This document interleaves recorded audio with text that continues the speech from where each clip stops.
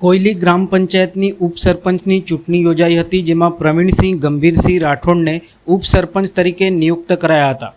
આજરોજ કોયલી ગ્રામ પંચાયતની ઉપસરપંચની ચૂંટણી નિમિત્તે અધિકારી દ્વારા જણાવ્યું હતું કે કોયલી ગ્રામ પંચાયતમાં ઉપસરપંચ પદે પ્રવીણસિંહ ગંભીરસિંહ રાઠોડે ઉમેદવારી પત્ર ભરેલ હતું। તેમની સિવાય અન્ય કોઈ ફોર્મ આવેલ ન હોવાથી આજરોજ પ્રવીણસિંહ ગંભીરસિંહ રાઠોડને ઉપસરપંચ તરીકે નિયુક્ત કરાયા હતા, જેને લઈને સમર્થકો, શુભચિંતકો અને સભ્યો દ્વારા તેમને અભિનંદન શુભેચ્છાઓ પાઠવી હતી। આ અવસરે તેઓનું મોઢું પણ મીઠું કરાવવામાં આવ્યું હતું।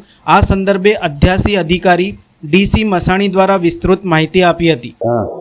આજરોજ કોયલી ગ્રામ પંચાયત ઉપસરપંચની ચૂંટણી નિમિત્તે મારી અધ્યાસી અધિકારી તરીકે નિમણૂક થયેલ હોય આજરોજ કોયલી ગ્રામ પંચાયતમાં પ્રવીણસિંહ ગંભીરસિંહ રાઠોડનાઓએ ઉમેદવારી ફોર્મ ભરેલ છે અને તે સિવાય અન્ય કોઈ ફોર્મ ન આવેલ હોય આજરોજ તેમને ઉપસરપંચ તરીકે નિયુક્ત કરવામાં આવે છે।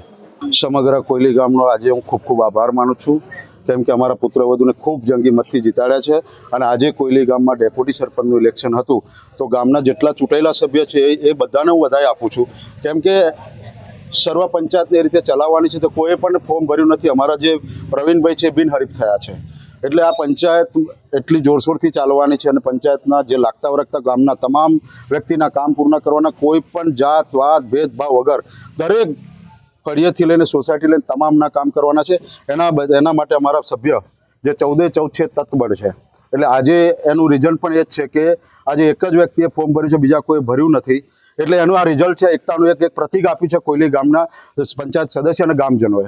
એટલે અત્યારે આ ગામજનો ખાલી જોવા માટે આ માનવ મેળામાં ઉમટાયેલો છે, એટલે એ બદલ હું ગામના અને સભ્યોનો ખૂબ ખૂબ આભાર વ્યક્ત કરું છું।